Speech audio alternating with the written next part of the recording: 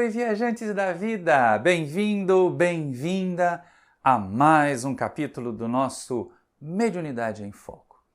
E lá no livro dos médiuns, esse que você está vendo aqui a capa, Allan Kardec traz para nós umas considerações muito interessantes a respeito da linguagem, da forma como os espíritos se expressam. E muitas pessoas dão tanto valor a isso, dão tanta importância à forma, que às vezes se esquecem de prestar atenção no conteúdo, que é a primeira parte, e principalmente na prática, na aplicação daquelas orientações mediúnicas que vêm. Vamos pensar aqui primeiro, como é o livro dos médiuns, no trato mediúnico. Porque aí, quando nós formos lá no Seara dos Médiuns, com o nosso Emmanuel, ele vai ampliar bastante isso. Não é só no trato mediúnico, mas também na vida, no dia a dia, que a gente tem que prestar atenção no mensageiro, na forma da mensagem, no conteúdo da mensagem, mas também como é que o mensageiro vive a mensagem. Porque no tempo de Jesus, os fariseus eram apresentados como bons mensageiros da lei de Deus. Mas eles vivenciavam? Eles praticavam essa lei? Então aqui nesse capítulo Verbo e Atitude, que é o capítulo 40 do Seara dos Médiuns, Emmanuel vai fazer uma reflexão muito interessante do texto que está aqui, que num primeiro momento, que numa primeira passada, dá a impressão, só impressão, tá, gente? Que o codificador dá um valor imenso para a forma. Não é isso, não. Olha só como é que Kardec se expressa aqui no item 263 do Livro dos Médiuns, quando ele está falando a respeito de identificação dos espíritos e tudo mais, a respeito da forma, porque a gente tem que começar por aí, né? Se começar errado, se começar ruim na raiz, a gente começa a observar com certa reserva. Mas olha o que Kardec diz. Pode estabelecer-se como regra invariável e sem exceção que a linguagem dos espíritos está sempre em relação com o grau de elevação a que já tenham chegado. Os espíritos realmente superiores não só dizem unicamente coisas boas, como também as dizem em termos isentos, de modo absoluto, de toda trivialidade. E aqui que entra um monte de detalhes que tem ali naquele texto. Kardec fala da linguagem dos espíritos. Ele fala a respeito da maneira como ele se expressa, aquele trechinho que eu deixei ali em amarelo. Por quê? De acordo com a maneira como ele se expressa, com o nível de conhecimento, de cultura, de trato com o vernáculo daquela determinada língua em que ele vai se expressar, porque ele vai precisar buscar isso lá do conteúdo do médium, e aí aparece o primeiro parênteses. Às vezes o espírito tem elevação, às vezes o espírito tem conteúdo, mas na cacholinha do médium, na informação, no conteúdo, na cultura do médium, não tem essas palavras para ele vestir a mensagem e a palavra sai ali meio com um vocabulário meio atrapalhadinho, um vocabulário meio cheio de erros. Pois é, essa pode ser uma causa de falhas na linguagem, a falha no médium. Mas e quando é falha do espírito?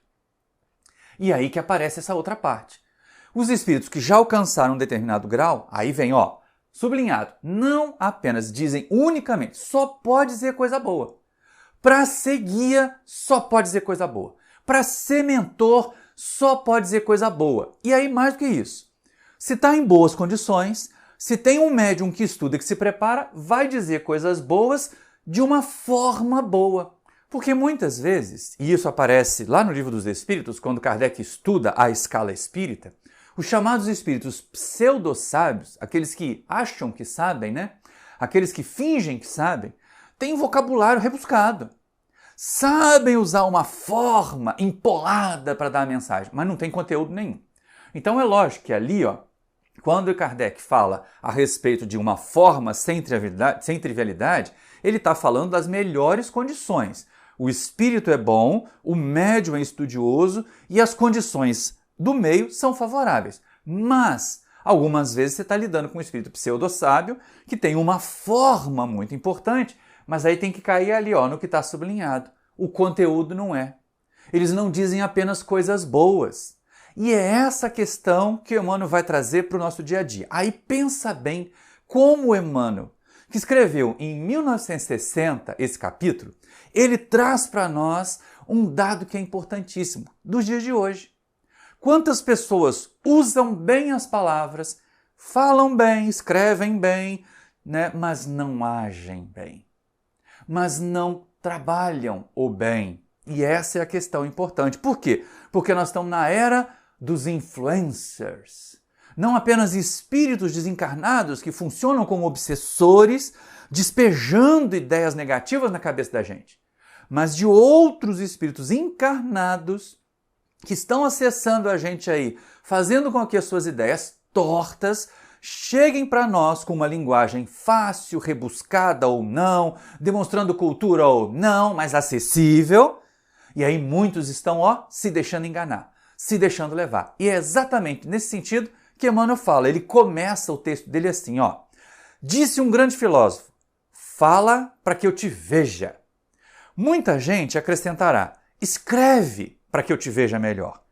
E ousaríamos aduzir, age para que eu te conheça.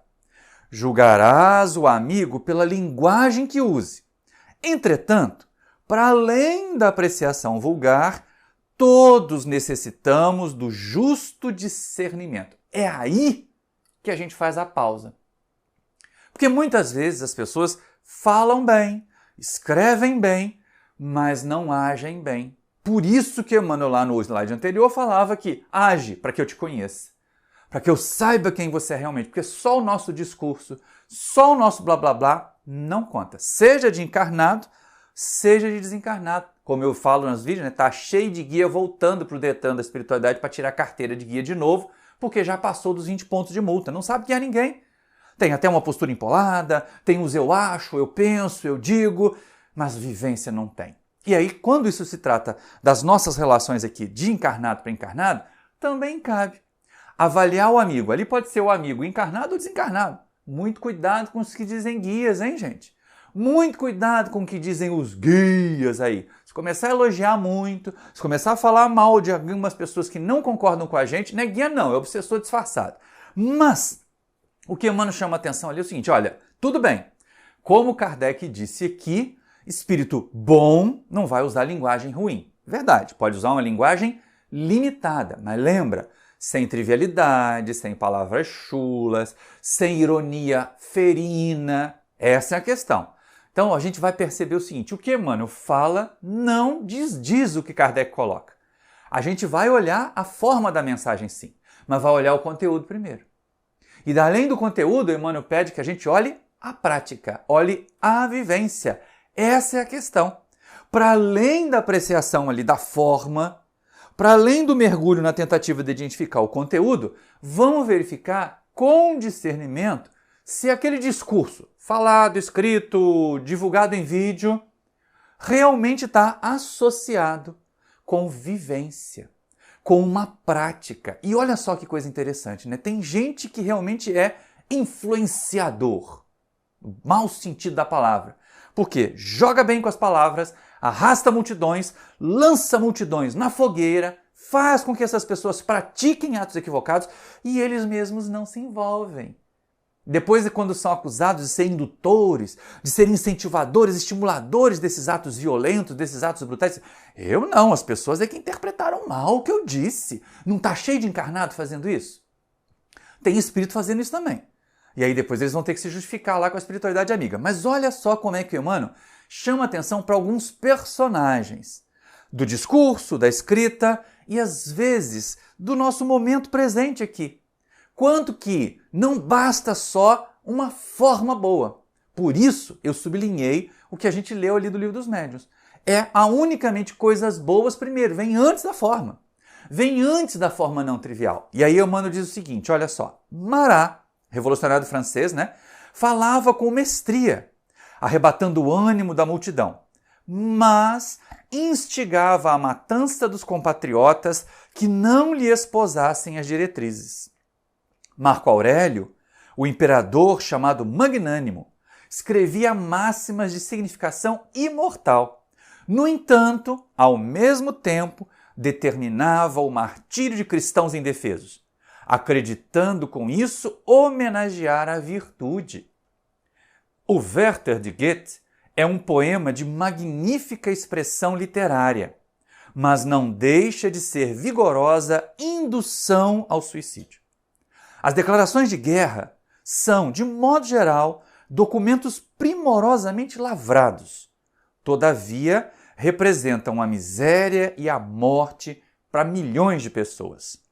Há jornalistas e escritores, agora é a atualidade, há jornalistas e escritores que figuram na galeria dos mais sábios filólogos e, apesar disso, molham a pena em sangue e lama para gravarem as ideias com que acentuam os sofrimentos da humanidade. Então não basta saber escrever, saber falar, saber discursar. É preciso juntar o verbo com a vivência, o verbo com a prática, com a vivência daquilo que se ensina, principalmente aqueles que querem assumir a condição de quem ensina. Ensinar pressupõe que a gente vai vivenciar. Daí o sucesso de Jesus até hoje. Porque ele conseguia vivenciar cada uma das suas ações. E a gente observa ali nesse trecho final tanto de atualidade, porque hoje, olha, esse livro foi escrito em 1960.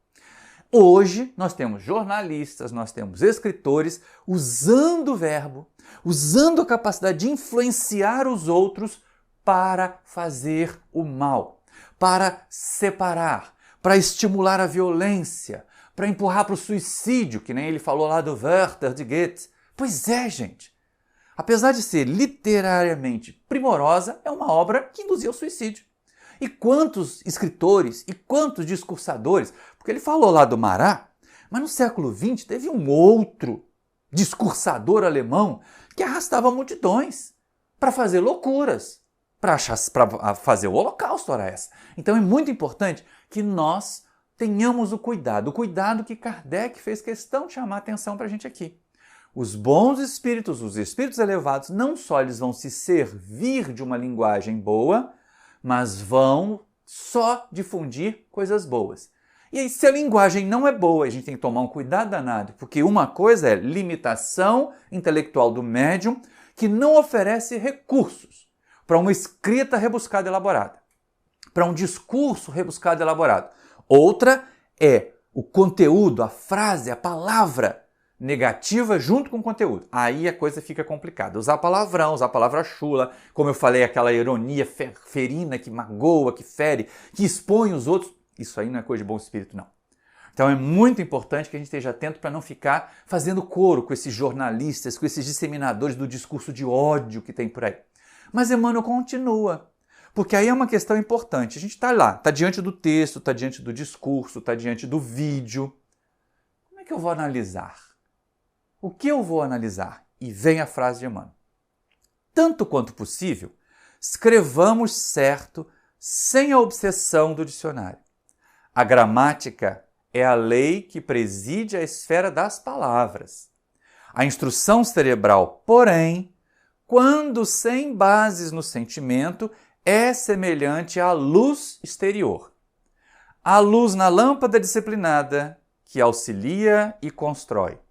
E há luz no fogo descontrolado, que incendeia e consome. Olha que coisa interessante. A gente até vai estar atento à palavra, vai estar atento à forma do texto, à forma do discurso, à forma da apresentação do vídeo. Mas inteligência sem diretriz, inteligência sem orientação é fogo destruidor. Pode até iluminar, mas é a luz da destruição. É a luz desse destempero que vem tomando conta da nossa sociedade. E aí olha só que coisa interessante, né? Estudando o livro dos médiuns, estudando mediunidade, sim, nós vamos fazer o mesmo critério com as mensagens mediúnicas. Está cheio de livro mediúnico que não é espírita, porque fere exatamente esses conceitos ali da luz que ilumina, da luz disciplinada que ilumina. Eles funcionam mais como um interesse pessoal dos médiuns, como interesse dos espíritos obsessores que estão ali influenciando aqueles médiuns para semear discórdia, para criar esquisitices no movimento espírita, tudo isso. Então, muito cuidado, muito cuidado. Tem um monte de livro que pode até ser mediúnico, de verdade, mas não é espírita. Porque mediunidade não significa orientação doutrinária 100% das vezes, né? A gente tem que ter muito cuidado em relação a isso, que é para não ficar ali nessa ideia de que, não, mas foi o espírito que mandou, veio do meu guia, veio do guia da casa. Tem que discernir, tem que analisar, que é o que o Emmanuel chama a atenção. Olha que texto legal. Identifica o mensageiro encarnado ou desencarnado pela mensagem que te dê. Mas, se é justo lhe afiras a cultura, é imprescindível anotes a orientação que está dentro dela. Essa é a questão. Muitas vezes ali, nas entrelinhas de um discurso, nas entrelinhas de uma mensagem, seja ela psicografada ou de um encarnado, tá o veneno, tá a orientação equivocada. Então a gente tem que ter muito cuidado. Sim, boa forma, poesia bem escrita, texto bem escrito, médiuns que estudem, que se preparem para fornecer vocabulário para os espíritos poderem escrever de forma boa, sem aquela prisão, né, do vocabulário, sem aquela prisão ali que a Emmanuel fala para nós. Mas é importante que a gente também considere qual é a orientação. Para onde essa mensagem quer me levar? Para onde esse discurso quer me levar?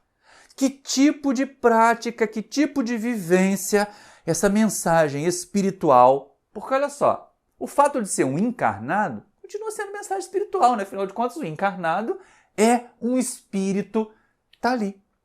É um espírito que está ali naquele corpo. Então, encarnados e desencarnados podem dar mensagem de uma forma boa. Se o conteúdo for ruim, joga fora. Mas, se tem mensagem boa, se tem conteúdo bom, mas a prática, a vivência do mensageiro é negativo, a gente ignora o mensageiro e fica com um bom conteúdo. Mas, e esse é o alerta maior, se parece mensagem boa, a forma é boa, se parece um conteúdo elevado, às vezes tão elevado, que nossa, é tão elevado que eu não consigo entender. Atenção, alerta. Esse espírito aí que escreve tão elevado que a gente não consegue entender, pode não ser tão benfeitor assim. Porque os verdadeiros instrutores da humanidade têm que falar de uma forma que a gente possa buscar compreender. Não que não nos caiba de vez em quando consultar o dicionário, quando a gente lê um Emmanuel, quando a gente lê uma Joana de Ângeles, quando a gente lê um Camilo, espíritos sérios, quando a gente lê um Bezerra de Menezes. A gente precisa, às vezes até para ter mais cultura também, né? Para que a gente tenha ampliação do nosso vocabulário, a gente vai lá no dicionário. Agora, quando as ideias ficam lá dando voltas, esse espírito é um filósofo, faz igual aqueles filósofos alemães do século XIX que ninguém entendia o que eles falavam. Pois é, essa história do ninguém entende o que eles falam, muitas vezes é só presepada de espírito pseudo-sábio, seja encarnado ou desencarnado. Então, quando a gente começa ali a ter que identificar o mensageiro pela forma, é um problema mais grave, é perigoso ficar só na forma. Tem que passar da forma, tem que ir ao conteúdo, e tem que ir à vivência. E aí é que vem essa questão ali final da orientação que está dentro da mensagem, mas também da orientação da vivência do mensageiro. E Emmanuel vai concluir chamando a nossa atenção para Jesus. Olha só, o navio pode ser muito importante, mas é preciso ver o rumo para o qual se encaminha o leme. Se o verbo apresenta, a atitude dirige. É por isso que Jesus nos advertiu, seja o vosso falar sim, sim e não, não. E essa é uma questão interessante. Quando ele fala ali, o navio pode ser muito importante, pode ser um nome, um Bezerra de Menezes, um nome de um dirigente, é um filósofo importante, é um educador importante, tem um rótulo. Tá? É uma pessoa de importância, vamos colocar assim, que transmite a mensagem. Mas, se ela está dirigindo a gente para o lado que não presta, é melhor a gente não seguir com ela. É melhor a gente não dar atenção. Por isso que o Emmanuel usa aquela frasezinha ali, o verbo apresenta. Mas quem mostra mesmo, quem dirige, é a atitude. Por isso que o pessoal costumava falar, as palavras convencem, mas os exemplos é que arrastam. E daí a importância de Jesus. Falou pouquíssimo. Nos evangelhos tem 4 discursos só. 4 discursos mais longos de Jesus, que são os sermões. O resto é vivência. O resto é experiência. Então, meu irmão, minha irmã que estuda a mediunidade, meu irmão, minha irmã que se interessa aí pelo espiritismo, vão prestar atenção também na vivência dos nossos influenciadores. Sejam eles influenciadores desencarnados, os aparentemente guias das nossas casas, das nossas tarefas mediúnicas, mas também cuidado. muito alerta com os influenciadores encarnados, que estão aqui na Terra usando as redes sociais, usando os meios de comunicação para arrastar multidões para cometer equívocos. Pense sobre isso. E aí, se você é um estudioso, uma estudiosa da mediunidade, pense em analisar não só a forma do texto que você recebe, da mensagem que você psicofoniza, mas também o conteúdo. E principalmente, é um conteúdo bom? Opa, então deixa eu colocar em prática. Porque se você, médium, não colocar em prática o conteúdo bom da mensagem que você recebe, ora, como é que os outros vão se sentir estimulados a colocar, não é verdade? Então eu espero que essas reflexões tenham feito bastante efeito aí para a gente ficar pensando, analisando determinadas atitudes nossas, de não seguir com a manada no meio do gado ali, fazendo com o que está escrito porque foi o influenciador que disse, porque foi o guia que mandou. Mas pensando, refletindo sempre. Nossa base, é o Livro dos Médiuns, para a mediunidade. Nossa base é o Evangelho de Jesus, para a vida na sociedade. Façamos isso. Usando essas ferramentas, nós vamos ser melhores trabalhadores, melhores pessoas na sociedade. E eu espero que você tenha gostado, então, dessas reflexões. Se gostou, se inscreve no canal, acione o sininho para receber as notificações. Se gostou, deixa um like aí agora, comenta lá embaixo por que gostou. Se não gostou, pode deixar um dislike, comenta lá embaixo por que não gostou.